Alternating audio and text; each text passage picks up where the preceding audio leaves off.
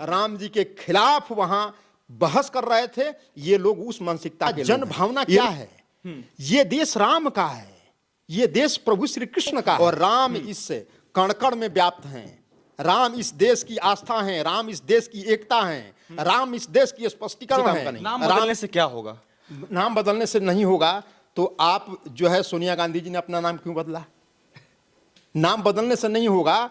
तो राहुल जी का नाम राहुल का तो रुचि था, राहुल गांधी क्यों किए उन्होंने? आईएएस ऑफिसर की पत्नी चंपा विश्वास का लगातार, आरजेडी का एक विधायक महिला थी, उसके लड़के के द्वारा लगातार 2 साल तक उसका बलात्कार किया गया, और उनकी बूढ़ी मां के साथ किया गया, और उसके घर में काम करने वाली नौकरानी के साथ 2 साल तक बलात्कार हुआ।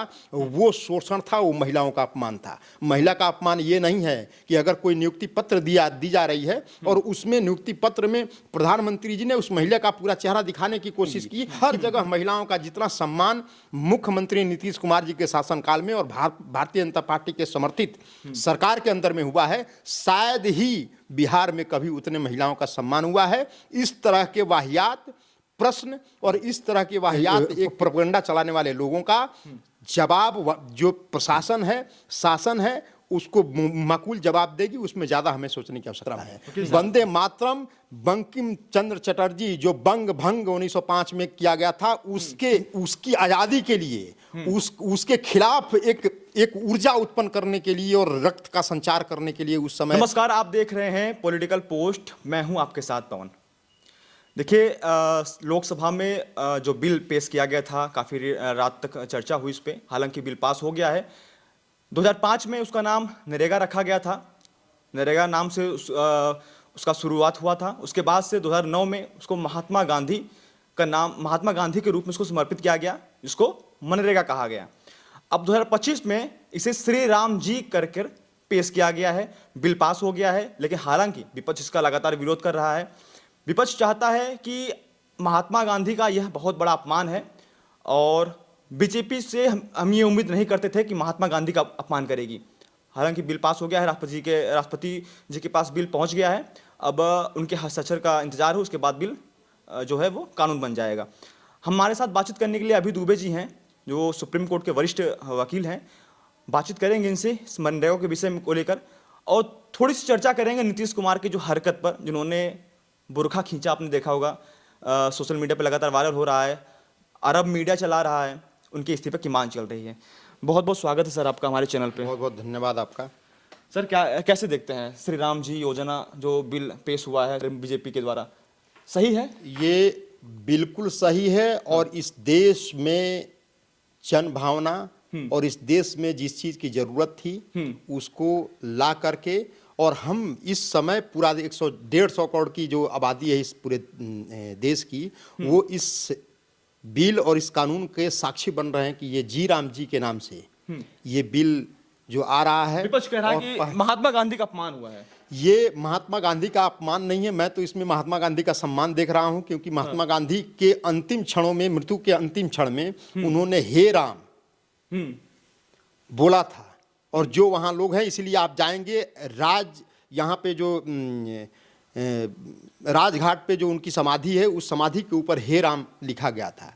तो क्या कांग्रेसी ये बता दें कि जो गांधी जी ने हे राम का जो दर्शन था उनका, क्या वो गलत था?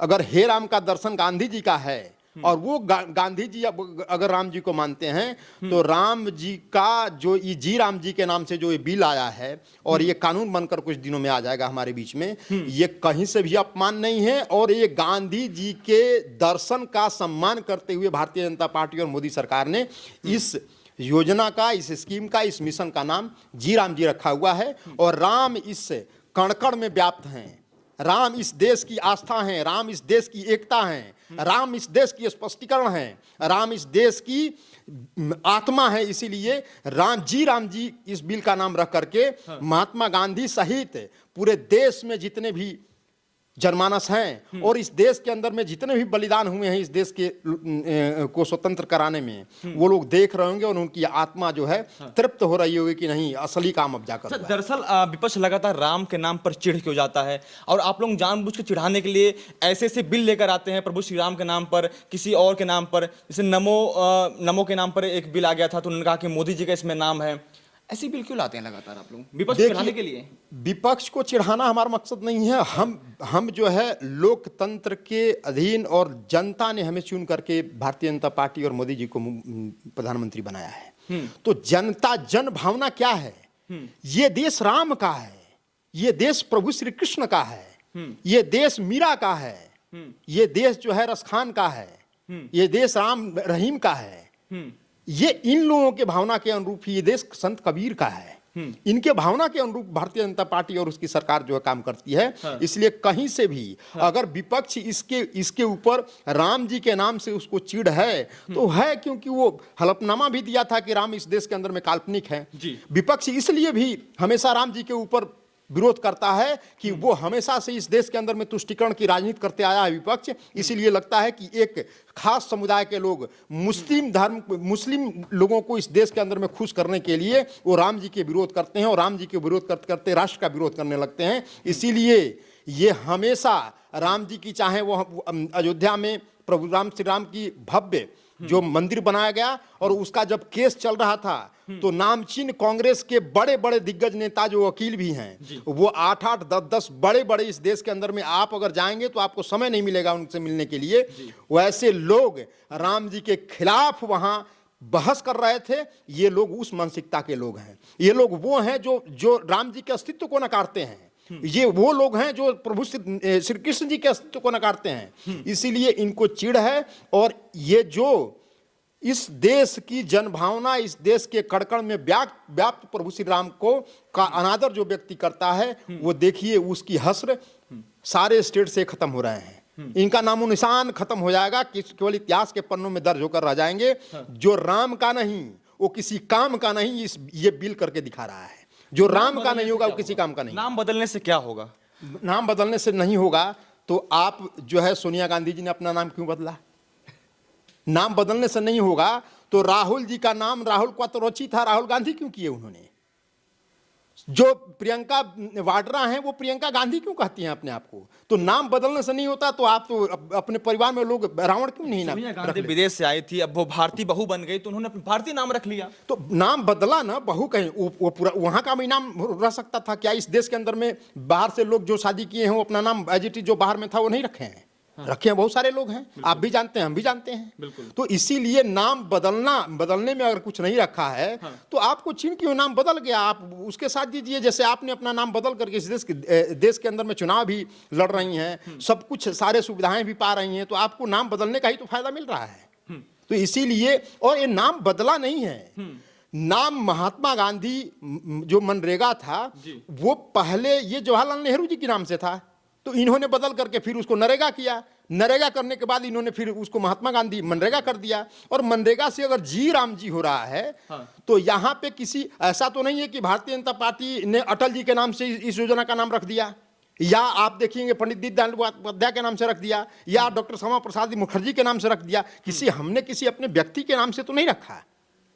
इसीलिए नाम किसका रखा है? जिसका नाम, जिसका दर्शन गांधी जी का था कि हे राम, हम उन गांधी जी के दर्शन को पूरा किए हैं। इसलिए गांधी जी का जो सपना था उसको हमने पूरा किया है। और गांधी जी भी खुश हुए होंगे, उनकी आत्मा खुश हुई होगी कि चलो जिसने मेरा नाम रखा और मैं प्रभु श्री राम का नाम लेता था, इसलिए प्रभु श्री राम का नाम रख करके ये देश का जो भारत का गौरव है, जो भारत का स्वाभिमान है, जो भारत की आस्था है, उसका नाम रख करके जनमानस के अनुरूप काम किया है और लोकतंत्र के अनुरूप काम किया है। चलिए ठीक है, बात करते हैं हम थोड़ा बिहार पे आके, क्योंकि नीतीश कुमार ने जो हरकत किया आपने देखा होगा वीडियो के माध्यम से, सही था आपके हिसाब से, गलत है? देखिए, सही गलत का फैसला तो मैं करने वाला नहीं हूं, लेकिन वो एक अति उत्साह में जो है जब मुख्यमंत्री जी वो आयोजन क्या था, वो पत्र दिए जा रहे थे, नियुक्ति पत्र देते समय उन्होंने देखा कि चेहरा ढका हुआ है, तो उन्होंने चेहरा खोल करके लोगों को दिखाया कि देखिए इस हर समाज की बेटियां जो है हमारे इस बिहार प्रदेश, अब बिहार जो लोग देखा करते थे कि ये जंगल राज था 90 से 2005 के बीच में, वो बिहार अब बदल करके बिहार में महिलाएं, लड़कियां, हमारी बहन बेटियां, वो सब आगे आकर के नौकरी भी पा रही हैं, वो पुलिस में भी हैं, वो हर डिपार्टमेंट में भी हैं, वो पंचायती राज में मुखिया भी बन रही हैं, वो सरपंच भी बन रही हैं, वो पैक्स अध्यक्ष भी बन रही हैं। तो इस तरह की चीज़ों को उनका एक अतीत उत्साह में कि ये लोग जो हैं देखें, इसलिए उन्होंने, मेरा जो मानना है कि उन्होंने चेहरा जो है वो दिखाने की कोशिश की। अब किसी की भावनाएं आहत हो जाए तो यहाँ हर, अगर आप कुछ कहेंगे तो भावनाएं तो हर 1 मिनट में किसी न किसी की आहत होती है, उस पर ध्यान कहना कि इस्लामिक पहचान पर बहुत बड़ा हमला हुआ है।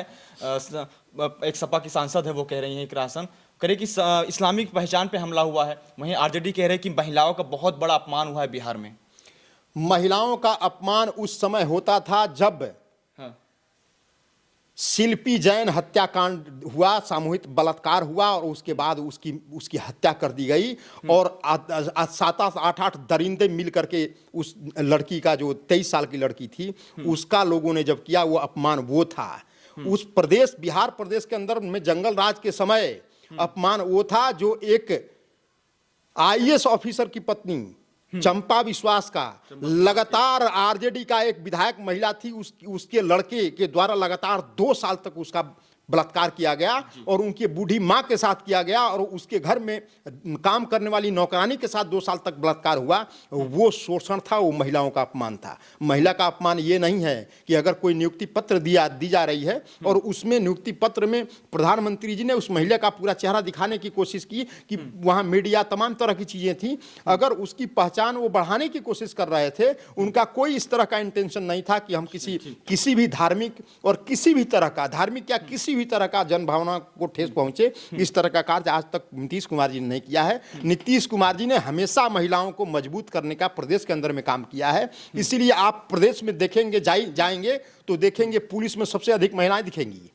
वहां प्रदेश में जाएंगे तो आपको सबसे अधिक महिलाएं जो हैं पंचायती राज में दिखेंगी, आप जाएंगे अंचलों में दिखेंगी, जिला कार्यालय में दिखेंगी, हर जगह महिलाओं का जितना सम्मान मुख्यमंत्री नीतीश कुमार जी के शासनकाल में और भारतीय जनता पार्टी के समर्थित सरकार के अंदर में हुआ है, शायद ही बिहार में कभी उतने महिलाओं का सम्मान हुआ है। इस तरह के वाहियात प्रश्न और इस तरह के वाहियात एक प्रोपेगेंडा चलाने वाले लोगों का जवाब जो प्रशासन है, शासन है, उसको माकूल जवाब देगी, उसमें ज़्यादा हमें सोचने की आवश्यकता नहीं है। वकील साहब, 150 सालों का जो वर्षगांठ है वो वंदे मातरम का मनाया गया, संसद में बीजेपी ने बहुत उत्साह से मनाया, और कई लोगों को इस वंदे मातरम से दिक्कत भी हो गया देश में। जमीयत उलमा हिंद के अध्यक्ष हैं महमूद मदनी, वो कह रहे हैं कि वंदे मातरम जो कहते हैं वो मुर्दा कौम है। वकील जी, आप वंदे मातरम बोलते हैं? वंदे मातरम तो हमारी राष्ट्रीय अभिव्यक्ति है, वंदे मातरम राष्ट्रीय चेतना है।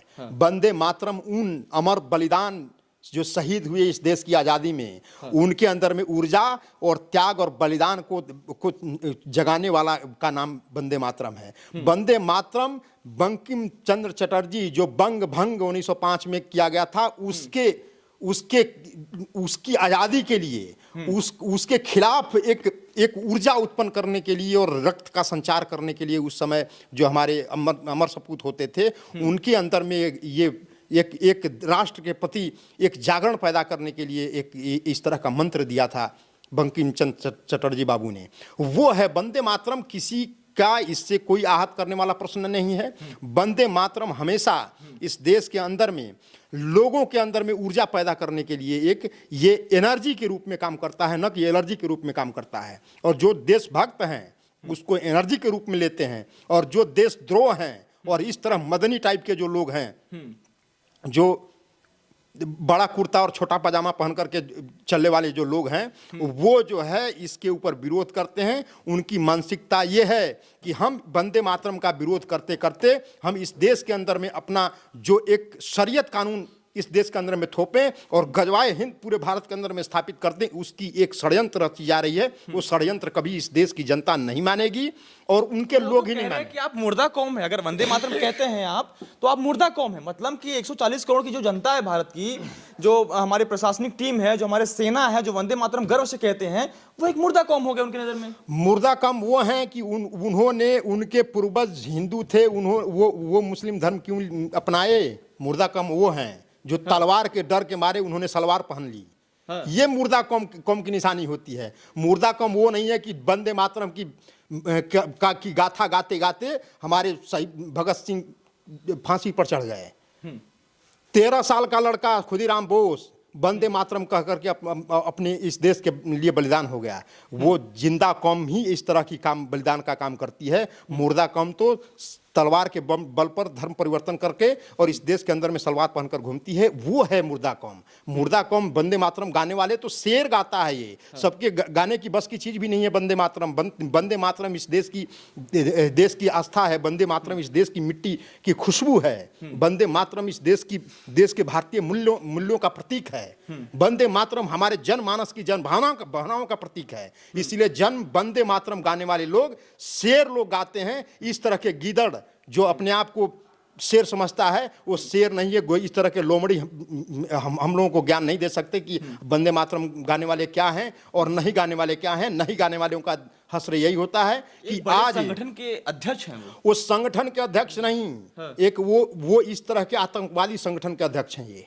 हाँ, इस तरह के लोग भारत के अंदर में रहना है और वंदे मातरम के खिलाफ जो लोग बात करेंगे वो देशद्रोह का काम कर रहे हैं, वो राष्ट्र के खिलाफ बात कर रहे हैं, वो आतंकवादियों की श्रेणी में आएंगे। इसलिए इस तरह के लोग बात करते हैं। वंदे मातरम के साथ खनने वाले वंदे मातरम इस संसद, हमारे संसद लोकतंत्र की आत्मा है। इसलिए वंदे मातरम गाने वाले लोग शेर की कैटेगरी में आते हैं, न कि वो जो है दूसरे कैटेगरी में जिस तरह की ये बात करते हैं। इस तरह के बात करने वाले की कोई जगह नहीं है। इनकी जगह जो है वो यहाँ की हर जनता हर चुनाव में और हर इलेक्शन में इनकी जगह समझा देती है कि इनका जगह कहाँ है। हमेशा इस तरह के वो लोग अपनी टीआरपी और खबरों में सुर्खियों में बने रहें, इसके लिए अपने जो सस्ती एक लोकप्रियता पाने के लिए इस तरह की बातें करते हैं। आखिरी सवाल हमारा ये होगा आपसे कि अभी आपने प्रभु श्री राम के बारे में बात की। आपने कहा कि देश की आस्था है, देश की अस्मिता है, देश की पहचान है प्रभु श्री राम हमारे। जिस बाबर की कलंक को 1992 में अयोध्या से हमने मिटाया, हिंदू ने मिटाया, वही दोबारा कलंक अब पश्चिम बंगाल के मुर्शिदाबाद में है। लोग बाबरी मस्जिद का नींव रख दिए नहीं, तो ये कलंक कैसे मिटेगा? या फिर इस बाबर को आपको स्वीकार करना पड़ेगा? बाबर को कभी इस देश ने न स्वीकार किया है, न करेंगे। बाबर की जगह कब्र में है और बाबर कब्र में ही सोया हुआ है। इसलिए उसको जगाकर लाने वाले जो लोग हैं वो बहुत ही कम है। और वो भी लोग इस तरह के लोगों की सस्ती लोकप्रियता, चुनाव का समय 2026 में पश्चिम बंगाल में आ रहा है, अपनी सस्ती लोकप्रियता स्थापित करने के लिए, बटोरने के लिए, और कुछ हम अपने सीट के ऊपर खड़े हों तो जीत जाएं मुर्शिदाबाद जैसे सीटों के ऊपर, उसके लिए इस तरह की प्रोपगंडा चलाई जा रही है। और ये प्रोपगंडा इनको इनकी औकात याद दिलाएगी। ये आपको मैं आपके कैमरे के सामने दावे के साथ कहता हूं। आप देखिएगा, इससे चिंता ममता बनर्जी को होगी कि उनका जो वोट बैंक है, जिसके बदौलत तो सत्ता में आती हैं, वो छिटक करके जो ये मुर्शिदाबाद में ये जो एक हुमायूं कबीर नाम का नेता है, वो अपनी लोकप्रियता, अपनी सीट बचाने के लिए काम किया है। वो बाबर की नींव नहीं है, वो ममता बनर्जी की कब्र खोद रहा है वो। और भारतीय जनता पार्टी की, मैं बिल्कुल स्पष्ट रूप से कह रहा हूं, और मैं ही नहीं कह रहा हूं, आप पता कर लीजिएगा। वो जो हुमायूं कबीर मुर्शिदाबाद के अंदर में जो बाबर मस्जिद की नींव उसने शिलान्यास किया है, नींव रखी है, वो नींव नहीं रखी है, वो जो है ममता बनर्जी की एक तरह से राजनीतिक कब्र खोद कर रख दी है। वहाँ 2026 में ममता बनर्जी खत्म हो रही है, पश्चिम बंगाल से उनकी विदाई हो रही है और भारतीय जनता पार्टी की सरकार वहाँ स्थापित होगी। और फिर वहाँ प्रभु श्री राम का मंदिर का घोषणा हो चुका है। वो भव्य अयोध्या की तरफ पे प्रभु श्री राम का मंदिर पश्चिम बंगाल के धरती पे बनेगा। तब आप देखेंगे कि भारतीय जनता पार्टी इस राष्ट्र के स्वाभिमान और राष्ट्र के एक मिट्टी की जो खुशबू है और मिट्टी का जो एक आत्मा है, उस आत्मा को स्थापित करने का काम करेगी और पूरा बंगाल राममय हो जाएगा। बाबर की कोई जगह नहीं रहेगी और बाबर जहां का था वह कब्र उसकी जाकर के वहीं अफगानिस्तान में ही बनेगी। वही वो बाबर की जगह अफगानिस्तान में है, बाबर की जगह पश्चिम बंगाल में नहीं होगी। 2026 में भारतीय जनता पार्टी की प्रचंड बहुमत की सरकार बनने जा रही है और साथ साथ में जिस समय उसने बाबर की वहां नींव रखी, उसी कुछ क्षण बाद ही हमने प्रभु श्री राम जी के मंदिर का भी नींव वहां रख दिया है और उस भव्य अयोध्या के तर्ज पर वहां भी प्रभु श्री राम के मंदिर का निर्माण होगा और पूरा का पूरा पश्चिम बंगाल भगवामय हो जाएगा, प्रभु श्री राम के नारों से गूंज उठेगा। आप देखते रहिएगा, 2026 में भारतीय जनता पार्टी की सरकार बनने आने दी। बहुत बहुत धन्यवाद आपका, बहुत बहुत शुक्रिया। हमारे साथ बातचीत करने के लिए सुप्रीम कोर्ट के वरिष्ठ वकील अभय दुबे जी थे। हमारा इंटरव्यू कैसा लगा आपको कमेंट में जरूर बताइए। अभी के लिए इतना ही, बहुत बहुत धन्यवाद।